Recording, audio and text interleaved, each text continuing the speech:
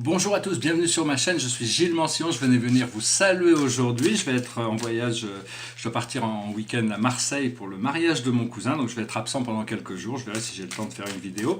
Donc je voulais venir, là j'ai pas mal de choses à faire pour préparer mon voyage, et donc, on les a à l'envers. Donc je vais tirer quand même 4 cartes pour offrir une guidance. C'est toujours un petit peu, bon, on devrait avoir déjà, on a bien déjà intégré tout ça, mais la plus haute sagesse, c'est le roi d'Ariel, prospère, stable, doué, puissant.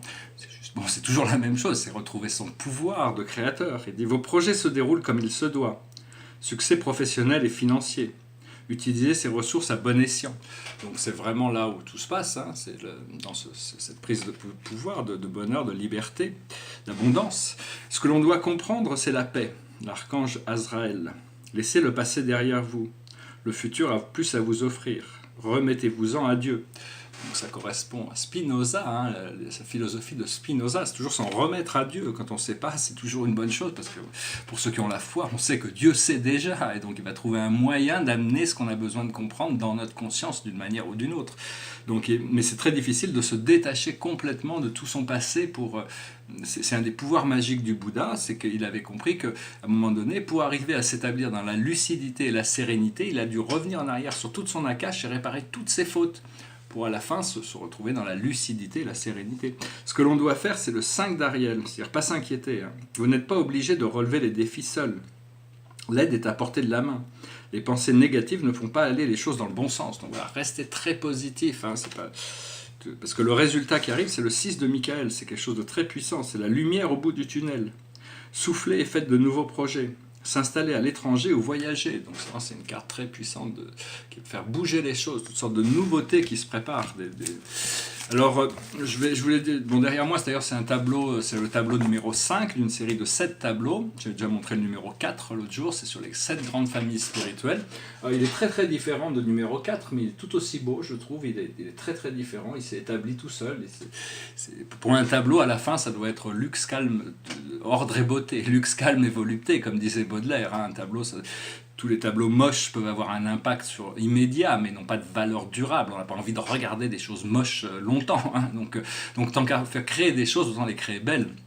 Même si des fois, il n'y a pas vraiment de règles dans l'art, mais il y a quand même l'idée de la durabilité, c'est pas la mode, quoi. La mode, il y a des modes, beaucoup de choses qui se démodent, mais l'art ne doit pas se démoder. L'art qui est vrai reste...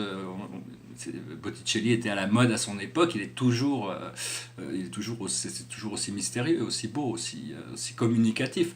Par contre, bon, il y a tous ces phénomènes de mode aussi qu'il faut comprendre, hein, comme les voitures. Dès qu'il y a une nouvelle version de la voiture qui sort, celle d'avant, elle paraît complètement ratée, médiocre. Donc bon, il y a tout ce côté de mode, donc c'est important d'évoluer avec son temps, pas prendre les choses trop au sérieux. Hein. C'est important de s'ouvrir son esprit à l'illumination, mais c'est aussi important que ça passe à travers les sens. Parce que pour arriver à l'illumination, si ça reste un concept mental, c'est au travers le corps émotionnel qu'on peut atteindre cet état éclairé. Hein. Donc c'est aussi, on développe plus de sensibilité, de sensitivité.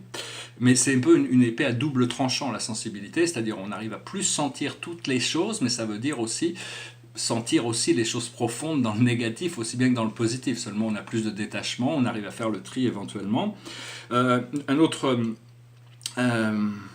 Deux autres petits concepts. La première chose, c'est que bon, quand on vit sur Terre, des fois on se dit j'ai pas atteint toutes les choses que je voulais atteindre, parce que le succès n'est reconnu sur Terre que par rapport à la troisième dimension, ce qui est matériel. Mais ce qui est beaucoup plus important comme succès au niveau de l'âme, c'est les progrès qu'on fait à l'intérieur de nous. Et ça, c'est pas vraiment quantifiable ou qualifiable. On peut pas vraiment se rendre compte. Donc il faut vraiment savoir que tout ce qu'on fait a vraiment de la valeur, même si c'est pas forcément reconnu à l'extérieur de nous. Et comprendre que la vie, c'est comme un arbre fruitier. Hein. Si les fruits ne sont pas mûrs, on peut avoir mangé les fruits tout de suite. S'ils ne sont pas mûrs, ça ne va pas être bon. Donc il faut prendre le temps, la patience. Et quand les choses sont prêtes, c'est comme des fruits, ils tombent naturellement de l'arbre. Hein. Voilà, j'espère que ce message aura été intéressant pour vous. N'oubliez pas, vous êtes formidables. Je suis formidable. Nous sommes formidables.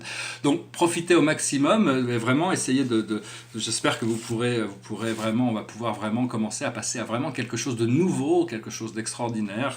La vie est déjà extraordinaire, mais on peut la rendre toujours meilleure, comme disait Spinoza. Il faut accepter les choses dans ces conditions comme elles sont, comme étant, faisant partie de cette perfection infinie de l'univers, et voir que grâce à notre conscience, on peut toujours améliorer certains états, et donc on travaille là-dessus tous les jours un petit peu plus. Je vous souhaite une excellente journée, je vous dis à très bientôt, namasté.